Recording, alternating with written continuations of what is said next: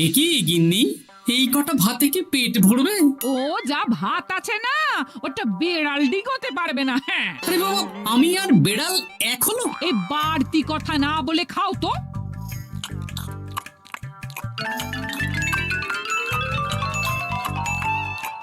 গিন্নি, পেটটা ভরেনি বুঝলে, তুমি আর এক হাঁড়ি ভাত বসাও। আমার জন্য দু হাতা রাখা আছে, ওটাও খেয়ে নাও না, খাও। আমি আর ভাত বসাতে পারবো না, এখন উনুন ধরাও, আঁচ দাও, ভাত বসাও। আহ, আরে তোমারটা তুমি খেয়ে নাও না। তুমি তো জানো আমার এইটুকু খাবার পোষায় না। তারপর তুমি আজকে ওই ওলের ঝোলটা যা বানিয়েছিলে না, আহা। খাই খাই খাই খাই করে আমার জীবনটাও খেয়ে ফেললে গো। আরে বাবা, ভগবান এই পেট দিয়েছে কিসের জন্য? এত খাটাখাটনি সবকিছুই তো এর জন্য নাকি? হ্যাঁ,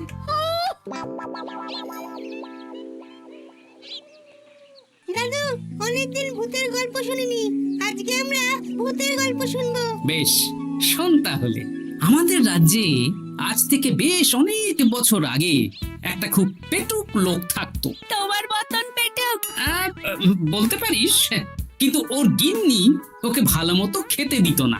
তাই একদিন না খেয়ে খেয়ে অক্কা পায় আর ভূত হয়ে এদিক সেদিক ঘুরতে থাকে। তারপর কি হলো দাদু? তারপর তারপর তো সে এক মজার ব্যাপার। ভূতকে ওর গিন্নি চোখে দেখতে পেত না, তাই সেই পেটুক ভূত কিছুদিন পর থেকে গিন্নির উপর হুজ্জুতি শুরু করলো। কিরকম হুজ্জুতি দাদু? গিন্নি যা রান্না করতো সব চুরি করে খেয়ে নিত। এই এসব উল্টো পাল্টা কথা বলে আমাকে ভয় দেখাতে পারবে না। হ্যাঁ, এই যে তোরা চটপট খেয়ে নে, নইলে তোদের দাদু আবার ভাগ বসাবে রে। খা। আচ্ছা দিদা। এই শোনো না, তুমি আমার জন্যেও আরো কয়েকটা বেগুনি ভাজো। হ্যাঁ, এই তো একটু আগে 4টে বেগুনি আর এক বাটি মুড়ি দিলাম। হ্যাঁ, আরে সেগুলো তো পেটের কোন কোনায় হারিয়ে গেছে গিন্নি। তুমি ভাবো আমিও হারিয়ে গেছি? বেশি খিদে পেলে নিজে রান্না করে খাও। আর সে তুমি না থাকলে আমি রান্না করেই খেতাম। দিদা, দাদু কিন্তু তোমাকে চলে যেতে বললো। কি বললে? আমি চলে যাব? আরে তাহলে তাই হবে। এই গুলটে, তুই এসব কি বলছিস বলতো? গুছিয়ে বিদায় নিচ্ছি। আরে আরে আরে, কোথায় চলে যেতে বললাম গিন্নি? হয়েছি আর না, আজকে আমি বাপের বাড়ি চলে যাব। হ্যাঁ, এই দেখো, আমি কোথায় চলে যেতে বললাম? তোমার মনের কথা আমি বুঝে গেছি। এই দেখো, থাকবো না এই পোড়ার মুখ সংসারে। যা। লক্ষ্মী সোনা রাগ করেছে। হাওয়া গরম আছে, চল এখান থেকে বেগুনি নিয়ে এখন কেটে পড়ি। এই সামান্য ব্যাপারে রাগ করার কি আছে বলো তো? এবার নিজের সংসার নিয়ে নিজে থাকো, সারাদিন শুধু খাই খাই আর খাই খাই। নাও এবার ঠেলা সামলাও। ভুল করেও আমাকে বাপের বাড়িতে ডাকতে যাবে না বলে দিচ্ছি। যদি যাও তাহলে আমার থেকে খারাপ কেউ হবে না, এই বলে দিলাম। ওগো, তুমি আমায় ছেড়ে চলে গেলে গো, এবার আমি কার কাছে বায়না করবো গো?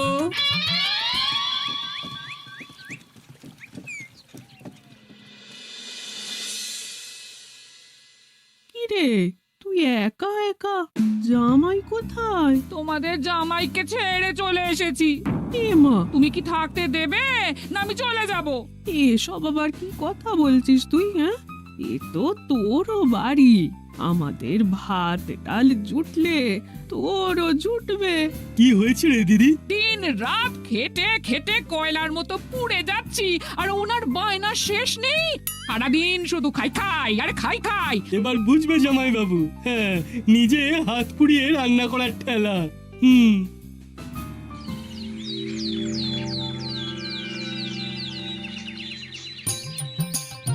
গোপাল দাদা, ও গোপাল দাদা, ও গোপাল দাদা, গোপাল দাদা, এ দরজা খোলো, মহারাজ ডাকছেন।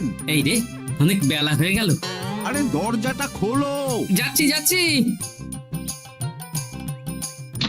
আরে আজকে তো গ্রামের সেচ প্রকল্প নিয়ে আলোচনা আছে, মহারাজ তাই তোমাকে ডাকছেন। মুখ হাত ধুয়ে যাচ্ছি।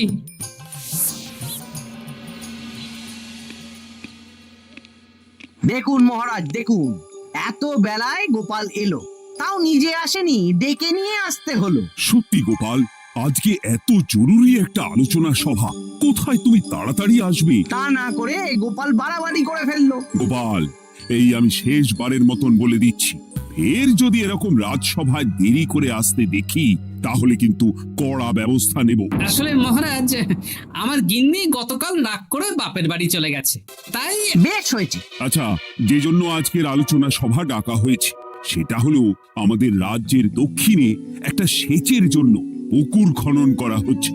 এ তো খুব ভালো কথা মহারাজ। দক্ষিণের চাষি ভাইরা অনেক দিন ধরে জলের সমস্যায় ভুগছিল, এবার একটা সুরাহা হবে। কিন্তু এটার জন্য তোমাদের বেতন কয়েক মাস কম পাবে তোমরা। একি কেন মহারাজ? তোমার তো এখন একজনের সংসার গোপাল, তোমার আবার চিন্তা কিসে? তাহলেও সেচের জন্য পুকুর খোঁড়া হবে, তার সাথে আমাদের বেতনের কি সম্পর্ক? কারণ ভাড়ারের অবস্থা খুব একটা ভালো নয়, তাই আগামী 3 মাস তোমাদের বেতন 5 মোহর করে কম দেওয়া হবে। হ্যাঁ? হ্যাঁ নয় হ্যাঁ। আর ওই 3 মাসের কেটে নেওয়া বেতন 4র্থ মাসের বেতনের সঙ্গে যোগ করে দেওয়া হবে।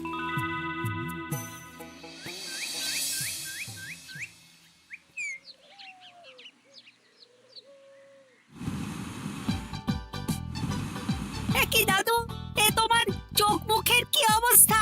কালি ঝুলি মেখে ভূত। কি আর করবো বল, এসব কি আমার কাজ রে? কালকে ভূতের গল্প শোনাচ্ছিলে, আজকে নিজেই ভূত সেজে বসে আছো।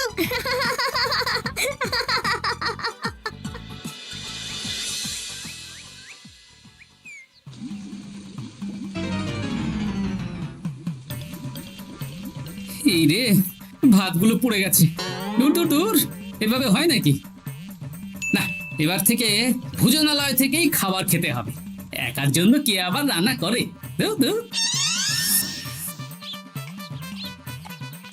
কি গোপাল দাদা, তুমিও আমার মতন ভোজনালয়ে খাচ্ছ? আমার না হয় বাড়িতে রান্না করার কেউ নেই। আমারও নেই, যে ছিল সে ছেড়ে চলে গেছে। ভাই, আর একটু ভাত দেবে? গোপাল দাদা, ভাত আর হবে না গো, আরো কয়েকজন দৈনিক খদ্দের আসবে, তাদের জন্য রেখে দিয়েছি। তাহলে কি আর করা যাবে? একটু একটু ওই তরকারি একটা শাল পাতায় মুড়ে দে, বাড়িতে গিয়ে মুড়ি দিয়ে খাবো। আচ্ছা, তা দিচ্ছি। তুমি খাওয়া হয়ে গেলে হাত মুখ ধুয়ে নাও। আচ্ছা গোপাল দাদা, গিন্নিমা চলিয়ে গেল কেন? সে তোর গিন্নিমাকে গিয়ে জিজ্ঞেস কর। সে তো জিজ্ঞেস করতেই হবে, তোমার মতো একটা ভালো মানুষকে ছেড়ে চলিয়ে গেছে।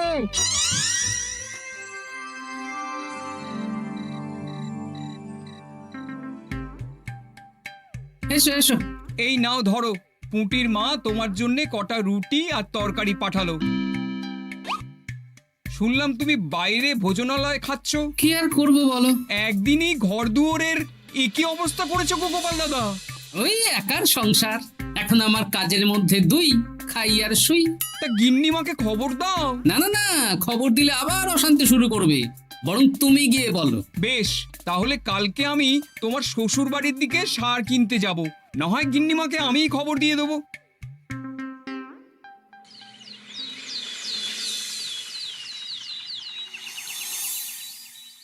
বাড়ি ঘর অগোছালো, তাতে আমি কি করতে পারি? এখন আমি আর ওই বাড়িতে থাকি না। হ্যাঁ, শুধু তাই না, গোপাল দাদা বাইরে ভোজনালয়ে তেল মশলা দেওয়া উল্টো পাল্টা খাবার খাচ্ছে গো। থাক, আমাকে এসব কথা শোনাতে আসবে না পুটির বাবা। আমার খাটতে খাটতে জীবনটা কয়লা হয়ে গেছে, কয়লা। ওনার বায়নার শেষ নেই। হ্যাঁ, বুঝলে গোপাল দাদা, আমি গিন্নিমাকে অনেক করে বোঝালাম, কিন্তু কিছুতেই কোনো কথা শুনলো না। বেশ, শুনতে হবে না। এরকম বললে হয় নাকি? চারিদিকে ঘর দুয়ার অগোছালো, খাবারের থালা বাসন এদিক ওদিক ছড়িয়ে ছিটিয়ে আছে। ওরে বাবারে, ইঁদুরেও আস্তানা করেছে। যা হচ্ছে হোক।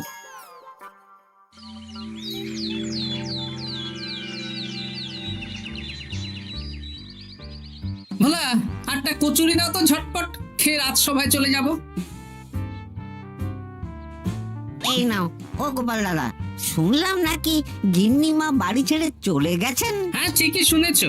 তাই বাইরের খাবার খেয়ে কতদিন কাটাবে? এভাবে তো তোমার শরীর খারাপ করবে। ওই শরীরের নাম মহাশয়, যা সবে তাই সয়। রান্না বান্না করছো বাড়িতে? না, রান্না করার লোক নেই, আর আমার দ্বারা ওসব কালিঝুলি মাখাও সম্ভব না। দেখো গোপাল দাদা, এই রোজ রোজ বাইরের খাবার খাওয়া ভালো নয়। ভাবছি আরেকটা বিয়ে করব। হ্যাঁ, বলো কি? গিন্নিমা জানলে তো? জানলে জানুক, ও তো এখন আর আমার কেউ নয়। গোপাল দাদা আরেকটা বিয়ে করবে? না না না না না, গিন্নিমাকে বলতেই হবে ব্যাপারটা।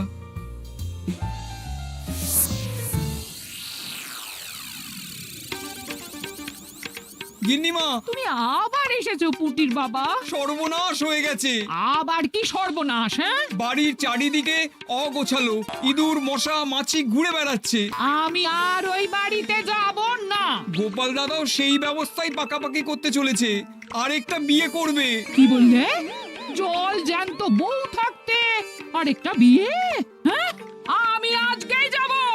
ওর একদিন কি আমার একদিন? হ্যাঁ, আমি আজকেই যাব। এই দিদি, এক মুহূর্তে এরকম বদলে গেলি কেন? আবার আবার তো জামাইবাবু তোকে কাটাবে। তা বলে তোর জামাই বাবুটাই অন্য কারোর হয়ে যাবে? হ্যাঁ, আমি বেঁচে থাকতে আমি হতে দেব না। তাহলে দিদি আমিও যাব। ওই জামাইবাবু অতিরিক্ত খায়, জামাইবাবুর খাওয়া বন্ধ করতে হবে, বুঝলি? ঠিক আছে, চল তাহলে চল। ঠিক আছে, চলুন তাহলে। হ্যাঁ হ্যাঁ, তাই চলো। বুঝলি দিদি, আমার মাথায় একটা মতলব এসেছে। হ্যাঁ। কি মতলব শুনি?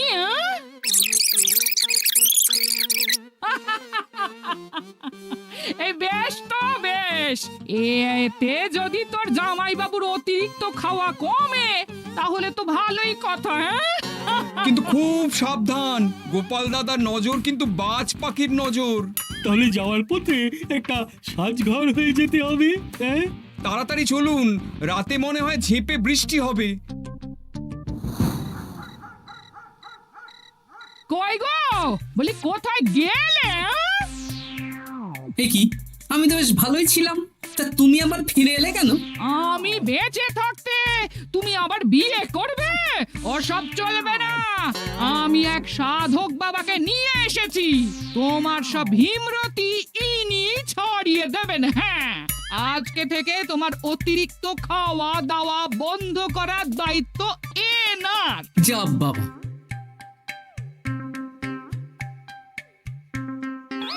কি করেছো গো? হ্যাঁ, ঘর দুয়ার তো পুরো শ্মশান হয়ে গেছে গো। এখন আবার তোমার ঘর তুমি পরিষ্কার করো। সে করছি, তুমি যাও বাজার করে নিয়ে এসো। ভোলার দোকান থেকে বেশি করে ছানা আনবে, আর রাতে ছানার বড়া করে তরকারি বানাবো। হ্যাঁ, আহা, কতদিন খাইনি, এক্ষুনি যাচ্ছি। উহ, তাড়াতাড়ি যাও, তাড়াতাড়ি যাও। মেঘ ডাকছে, রাতে বৃষ্টি হবে। আমি এই ঘর গুছিয়ে রান্না বসাচ্ছি গো। বলো কি গোপাল দাদা, গিন্নিমা ফিরে এসেছেন? হ্যাঁ, সকালে তোমার দোকানে বলেছিলাম না বিয়ে করব, সেটা নিশ্চয়ই কেউ শুনে গিন্নির কানে দিয়েছে। ব্যাস, ঘরের বউ ঘরে চলে এলো। সকালে যখন তোমাকে আমি ওই কচুরি দিচ্ছিলাম, তখন তো ওই পুটির বাবাকে দোকানের সামনে দিয়ে হেঁটে যেতে দেখেছিলাম। তাহলে পুটির বাবাই খবর দিয়েছে, ভালোই হয়েছে। যাই হোক, আমাকে ওই 500 গ্রাম মতো ছানা দাও তো, গিন্নি ছানার বড়া দিয়ে তরকারি করবে। ভালো তো, ভালো তো, তোমরা ওই কর্তা গিন্নি একসাথে খাবে। আবার কোন সাধককে নিয়ে এসেছে যে আবার খাবার খাওয়া নিয়ন্ত্রণ করবে? দেখো কি করে তোমাকে সামলায়। এই নাও।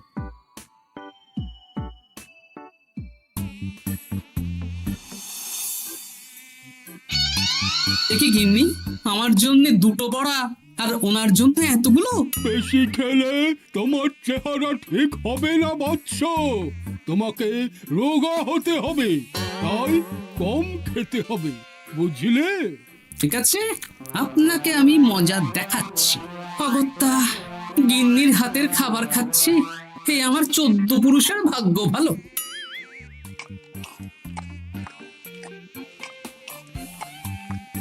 বাবা, আপনাকে আরেকটু তরকারি দিই বাবা? দে মা, দে। আমাকে দাও।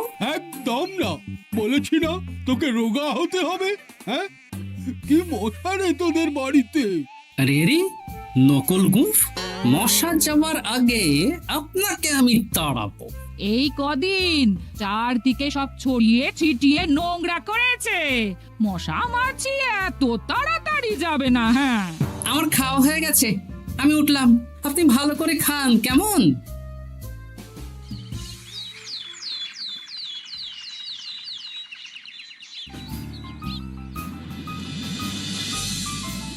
বিজ্ঞানী, আরে গোপাল যে, কি ব্যাপার? একটা সাহায্য চাই বিজ্ঞানী। বলো বলো, আমি কি করতে পারি? কয়েক টুকরো বরফ বানিয়ে দিতে পারবে? তা পারবো, কিন্তু এখন হবে না। তুমি বরং সন্ধেবেলার পর নিয়ে যেও, কেমন? খুব উপকার করলে বিজ্ঞানী। আমি ওটা বিশেষ মোড়কে তোমায় দেব, যাতে গলে না যায়। ধন্যবাদ বিজ্ঞানী, এখন তাহলে আসি।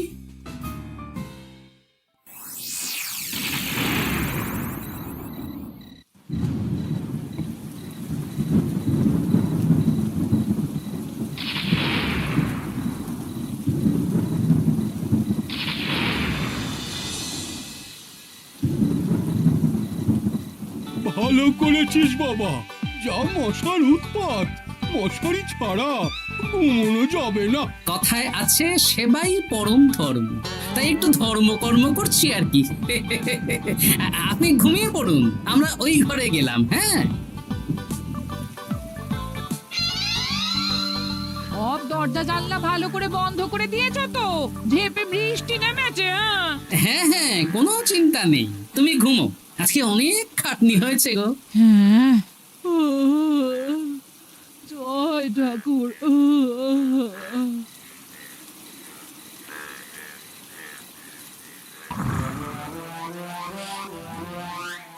এই তো গিন্নিও ঘুমিয়েছে, এবার আসল কাজ শুরু হবে।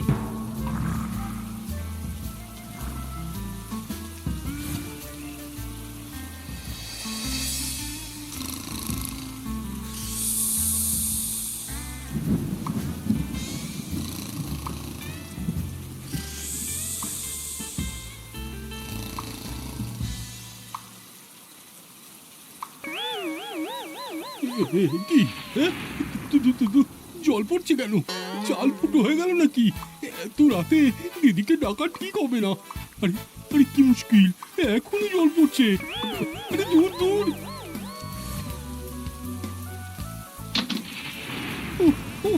বাপরে বাপ।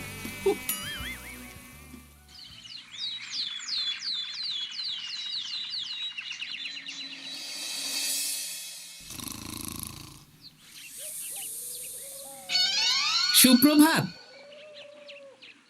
প্রভাত আর শু নেই। কেন?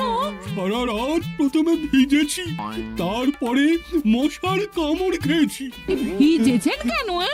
আচ্ছা, এ কি? আচ্ছা। রাতে চাল ফুটো হয়ে জল পড়ছিল। আচ্ছা, খুব ঠান্ডা লেগেছে। একটু একটু মধু আর তুলসী পাতা দে, একটু খাই। এই দিচ্ছি বাবা। এ হতেই পারে না, কদিন আগেই তো চাল সারিয়েছি। ঘরের মধ্যে তাহলে জল এলো কি করে? ঠিক যেভাবে আপনার নাকের নিচে নকল গোঁফ এসেছে শ্যালক বাবু, ঠিক সেইভাবেই। এই রে, হয়ে গেল। দাড়িটাও তো নকল। না মানে আমি বুঝিয়ে বলছি গোপাল, তুমি তো একটু বেশি করে খাও, তাই আমি ভেবেছিলাম ওই তোমার যাতে খাওয়াটা একটু কমে, তাহলে আমার দিদির খাটনিটা একটু কমবে। খাটনি কমাতে তো আপনি আসেননি, উল্টে আপনি নিজের ছলে বলে খাচ্ছিলেন। অতিথি হিসেবে এলে নিশ্চয়ই খাওয়াতাম, কিন্তু এটা আপনি ঠিক করেননি। ওগো, ও তো আমার ভালোর জন্যই করেছে। তুমি আমার বিবাহিত স্ত্রী, ও এখন তৃতীয় ব্যক্তি, তুমি ওর কথা কেন শুনবে?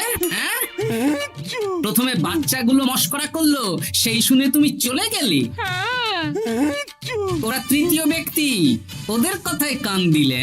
তারপর পুঁটির বাবার কথা শুনে বিশ্বাস করলে আমি সত্যি বিয়ে করছি। হ্যাঁ, সেই জন্যেই তো চলে এলাম। হ্যাঁ, এখানে পুঁটির বাবাও তৃতীয় ব্যক্তি, আর তারপর শ্যালক বাবুর কথায় আমাকে কম খেতে দিচ্ছ, আর উনিও তৃতীয় ব্যক্তি। ইয়ে, না মানে? হ্যাঁ মানে না মানে কিছু না। যখনই সংসারে স্বামী স্ত্রীর মাঝে তৃতীয় ব্যক্তি প্রবেশ করবে তখনই অশান্তি হবে। নিজেদের সমস্যা আমরা নিজেরাই ঠিক করে নেব। আচ্ছা গো আচ্ছা, ঠিক আছে, আর কোনো বাইরের লোকের কথা শুনবো না। এবার বলো তো, ছাদ থেকে জল পড়ার ব্যাপারটা কি? ওটা তো কাল রাতে মশারির উপরে বরফ রেখেছিলাম, আর সারা রাত ধরে বরফের জল শ্যালক বাবুর গায়ে পড়েছে। ছাদ ঠিকই আছে গিন্নি। হ্যাঁ নয় হ্যাঁ, কাল যখন খাবার খাওয়ার সময় দেখলাম আপনার গোঁফ খুলে যাচ্ছিল, আপনি ঠিক করলেন, তখনই একটা সন্দেহ হয়। ওরে ওরে গোপাল, আমি আর তোমাদের কর্তা গিন্নির মাঝে থাকবো না।